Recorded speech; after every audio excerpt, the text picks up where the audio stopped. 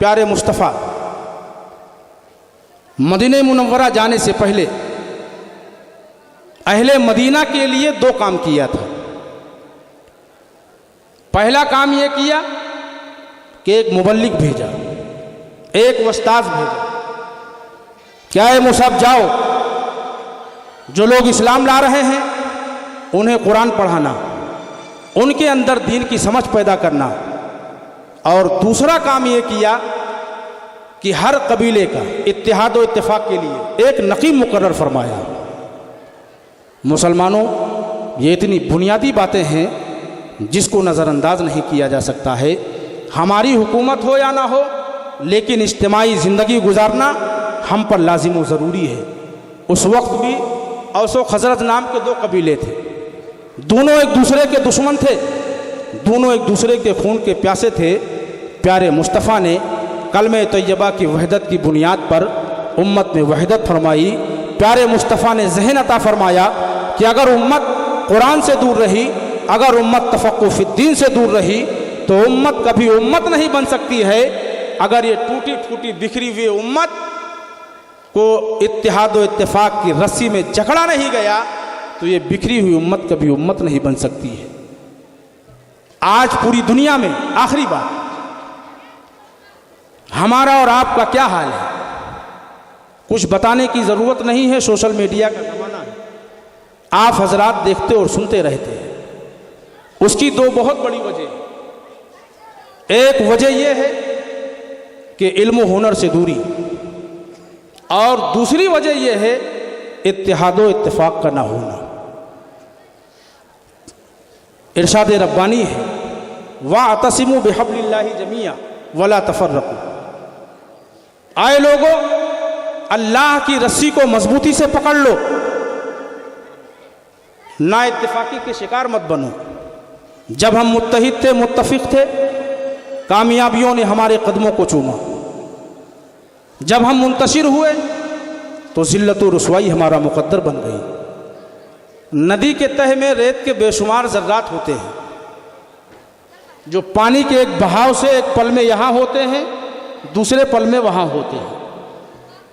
وہ دریا کے موجوں کے رحم و کرم پر ہوتے ہیں، وہ جب چاہتے ہیں جہاں چاہتے ہیں اٹھا کے پھینک دیتے ہیں۔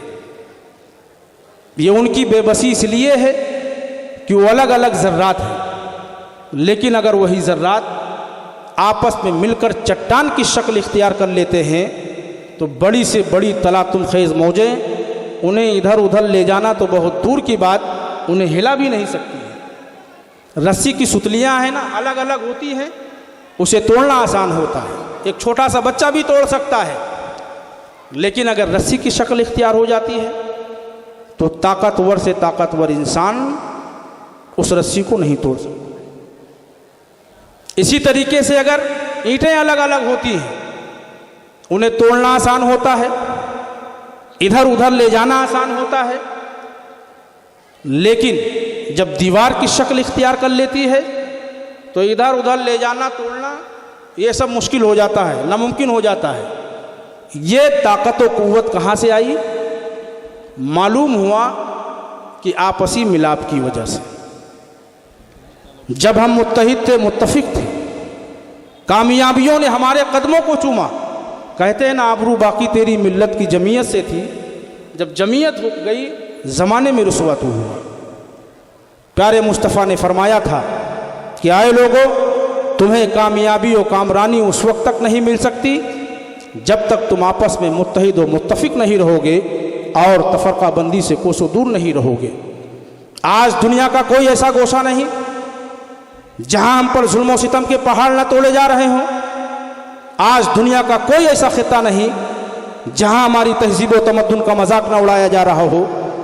آج دنیا کی کوئی ایسی یونٹ نہیں جہاں ہم پر جبر مسلسل نہ ہو رہا ہو۔ آج دنیا کی کوئی ایسی اکائی نہیں جہاں ہمیں برباد کرنے کی کوششیں نہ کی جا رہی ہوں۔ آج پوری دنیا مقتل بن چکی ہے ہمارے عقید و ایمان کی، ہمارے تہذیب و روایات کی۔ ایک طرف تو یہ ہے، اور دوسری طرف مسلمانوں کے عقائد کی بنیادوں کو کمزور کرنے کے لیے، مسلمانوں میں نفاق و انتشار پیدا کرنے کے لیے بے شمار مذہبی جماعتوں کو پیدا کر دیا گیا ہے تاکہ مسلمان دین کے نام پر متحد نہ ہونے پائے، مسلمان قرآن کے نام پر متحد نہ ہونے پائے، مسلمان پیارے مصطفیٰ کے نام پر متحد نہ ہونے پائے۔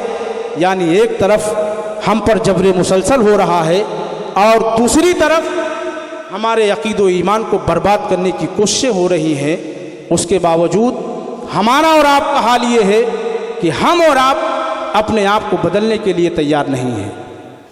آج جمدہ شاہی والوں کا نام دنیا کے مختلف حصوں میں کیوں لیا جا رہا ہے؟ کیا یہ فیضان علیمیہ نہیں ہے؟ کیا یہ اساتذہ کرام کی محنت نہیں ہے؟ کیا ہمارے بزرگوں کی قربانیاں نہیں ہیں؟ کیا حضور مبلغ اسلام کا فیضان نہیں ہے؟ قائد اہل سنت کا فیضان نہیں ہے؟ جمدہ شاہی کے لوگوں نے ایک ایسا ادارہ بنایا جہاں کے فارغین آج دنیا کے مختلف حصوں میں قرآن و سنت کی ترویج و اشاعت اور جماعت اہل سنت کے فروغ و استحکام میں لگے ہوئے ہیں۔ ادارے کا شاندار ماضی ہمارے نگاہوں کے سامنے ہے۔ ہماری اور آپ کی یہ کوشش ہونی چاہیے چھوٹی چھوٹی باتوں کو نظر انداز کر کے مدرسے کی تعمیر و ترقی میں لگ جائیں۔ روک لے ضب جو آنسو کے چشمے تر میں ہے، کچھ نہیں بگڑا ہے ابھی تک گھر کی دولت گھر میں ہے۔ جو راہ حق پر بسر زندگی نہیں کرتے وہ ایسے دیپ ہیں جو روشنی نہیں کرتے۔